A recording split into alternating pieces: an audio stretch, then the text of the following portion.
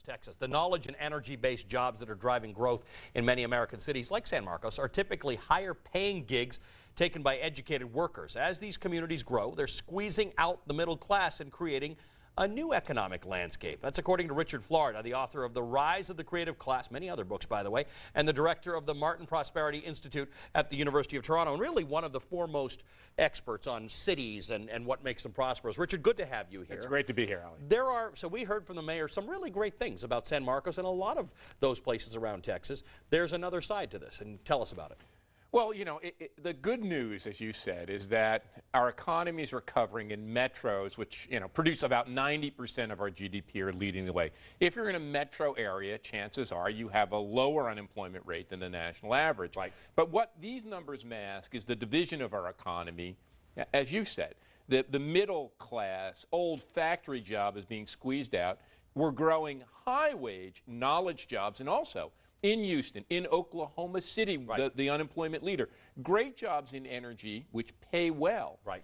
But at the same time, we're growing even more low-wage jobs. And our recovery up to this point has been a limited high-wage recovery and an even bigger low-wage recovery. And when you talk to folks in Texas, not this mayor, because I didn't talk to him about this, but often you'll have Texas politicians tell you, we are the job creation leader in the country, and the fine print is they're also the low-wage job creation leader in the country. Yeah, to some degree, high-wage jobs and low-wage jobs go together. So Austin, Texas, which is the undisputed job leader on a percentage basis, has generated a lot of high-wage jobs and a lot of low-wage jobs. Houston has generated a pretty good number of high-wage jobs in energy. They also have a lot of high-tech related energy, but lots of low-wage jobs. Dallas, San Antonio. So I think the real balanced way to look at it is we've generated high-wage jobs, more of them in those knowledge metros you talked about. Right. And in the energy metros, we've been doing pretty good, but also adding a lot of those low-wage jobs. The largest year-over-year employment increases occurred in Los Angeles, Long Beach, Santa Ana, California.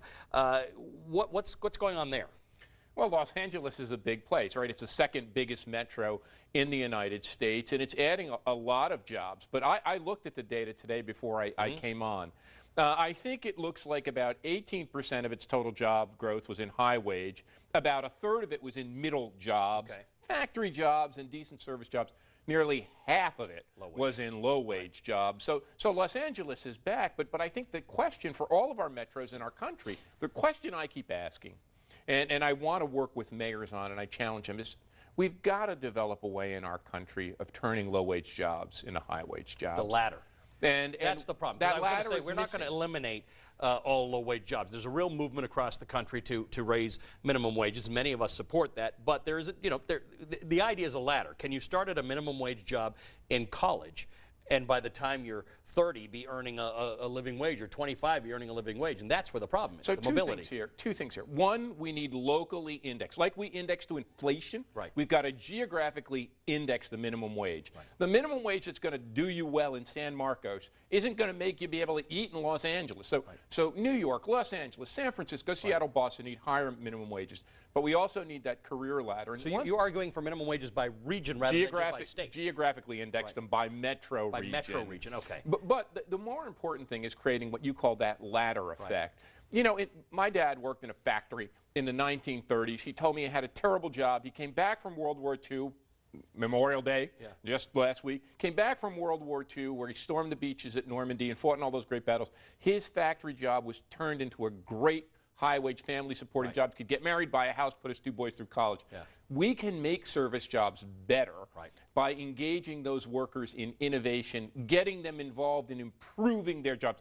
There's a big study out of MIT, a great study by a professor at the Sloan School that shows if you add innovation, if you empower ground-level workers in service businesses, they add to the profits of the companies. Right. So the best retail companies are the ones that engage a worker, and we have to create those ladders. As opposed to mind-numbing, repetitive, task-oriented jobs. You know, it's what we did in manufacturing. We made the worker part of the solution and got them, you know, they weren't just putting a widget on a car or you know, screwing a nut or a bolt in. They were involved in continuous improvement, continuous quality.